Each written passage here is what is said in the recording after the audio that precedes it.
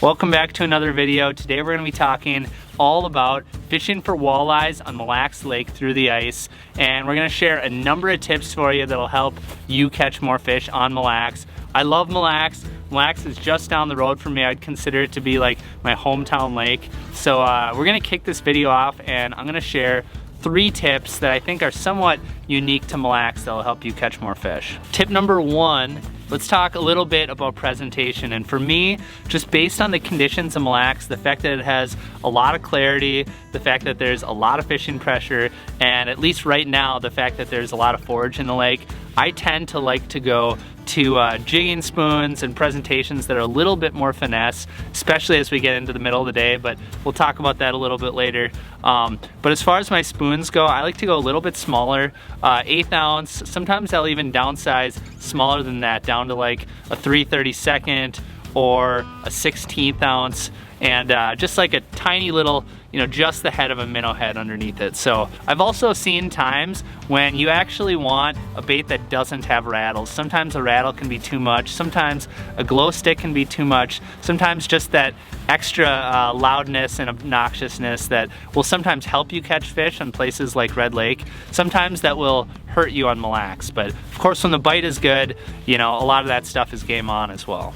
All right, tip number 2, for me, my best advice would be to change your presentation throughout the course of the day depending on the fish's mood. So when I'm getting out there right away in the morning before the sun comes up, I'm usually fishing a little bit more aggressively. I'm gonna be using bigger baits. That's when some of those bigger spoons or even like puppet minnows and stuff can really come into play. And I'm gonna fish more aggressively. I'm often gonna fish a little bit shallower and look for those active fish. But then, you know, as I encounter more fish and see their mood kind of decline as we get into the middle of the day, that's when I'm actually going to downsize to some of the smaller spoons like I was talking about before. And then from there, you're just pretty much going and reading the mood of the fish, you know, throughout the course of the day. And as you get into the afternoon, that bite can start to pick up, and it's just gonna kind of depend day to day as far as like what time that happens. But as you approach evening and the sun starts to drop down to the horizon, that's when I'm gonna get more aggressive and go to some of those tactics and strategies that I was using in the morning. The reason why specifically the bite can be so up and down at different points during the day is just the fact that it's a really clear body of water. It's really pressured, kind of like what I was talking about in point number 1. On lakes like that, sometimes the bite windows can be a little bit smaller. You know, some of the local lakes that we have in our area, like Gull Lake, there might just be like a 30-minute bite window where you're gonna catch a lot of fish. And Mille Lacs, for me, it doesn't tend to be as like bite windowy as some of those other lakes like that, but it is more so like that than a lake like Red Lake, which has, you know, it has a little bit darker water. Tip number 3 is I would advise when you're setting dead sticks or tip-ups, and I've talked about it in the past, make sure you're using and taking advantage of the lines that you're legally allowed to use. Just to have like an extra minnow, you know, swimming up shallow or out deep or over there next to your active jigging line, it's just gonna up your chances of catching fish. For Mille Lacs Lake specifically, what I like to do with my scent lines is I like to lift them quite a bit higher off the bottom than I would on a lot of different lakes. And the reason for that is the fact that it's a really clear body of water. Those walleyes are swimming around, they're hunting, and it's just gonna be a lot easier for them to see a bait that's higher off the bottom. When a lot of people think of walleyes, they're thinking of fish that are, you know, right down there on the bottom, you know, like with their nose in the mud, and they think they have to be jigging right next to the bottom. They think they have to have their set lines way down next to the bottom. But for me, I'm jigging and I'm putting my set lines higher off the bottom so the fish can see them in that clear water. All right, so that's just a few of the tips that I have for you.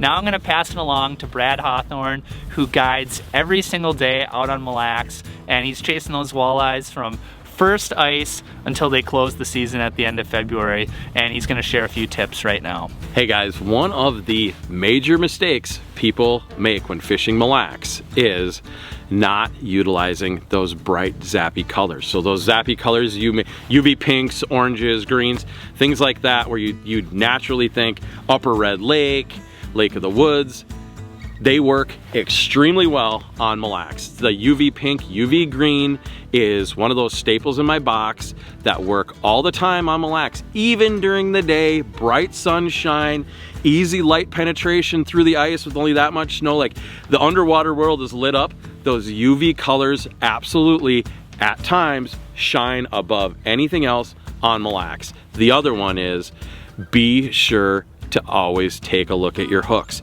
Every once in a while you get on a bite and you're catching fish left and right, or you're beating your lure on the rocks all the time because that's what's triggering the fish. People don't think about taking a look at those hook points. So grab yourself a good quality chain file and make sure your hooks are always sharp. And don't forget those UV colors when you're fishing Mille Lacs. All right guys, another tip for Mille Lacs that a lot of people don't think about is artificial light.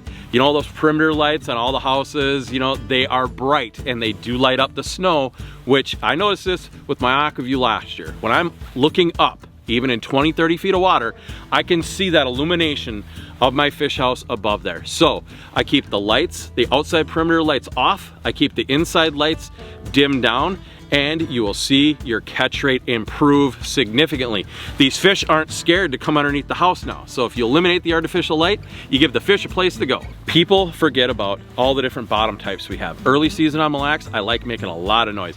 And that for me usually means banging that spoon off the rocks, and that usually means the east and southeast, even southwest sides of the lake, have all those hard substrates, and I really have a lot better success on those ends of the lake versus the mud on early ice. So that's why you'll see me kind of making my little movement, starting on that rock gravel areas early season and then transitioning to the mud the later we go in the season. So if you're fishing Mille Lacs, kind of use that as a light rule of thumb. Fish your rock gravel hard areas early on, you know, early first ice, even mid ice, and then move to the mud flats later on in the season. One overlooked item on Mille Lacs is, quite simply, some of these areas that get fished early in the year and then get skipped over the rest of the year. Like on red, everyone gets out to the first break, and then once you get past that, everyone forgets about it and the massive amount of fish that they leave on those first break that people just drive over all year. So on Mille Lacs, once we're done with that first break stuff, once we get in, you know, once we start venturing out on four-wheelers, out to the mud flats, gravel bars, things like that, I always use those first break areas as my morning and evening go-to spots, because a lot of times those flurries of action, you know, that sunset bite, you're able to pop 20, 30 fish on those locations. So always remember, if you're not having success during those peak time bites out deep, come back, regress, come back in shallow to that first break, and you'll always pick up a few more fish that way. All right, so there's a bunch of good tips that'll help you catch fish once you get to Mille Lacs Lake. But now the next question is, what should you bring?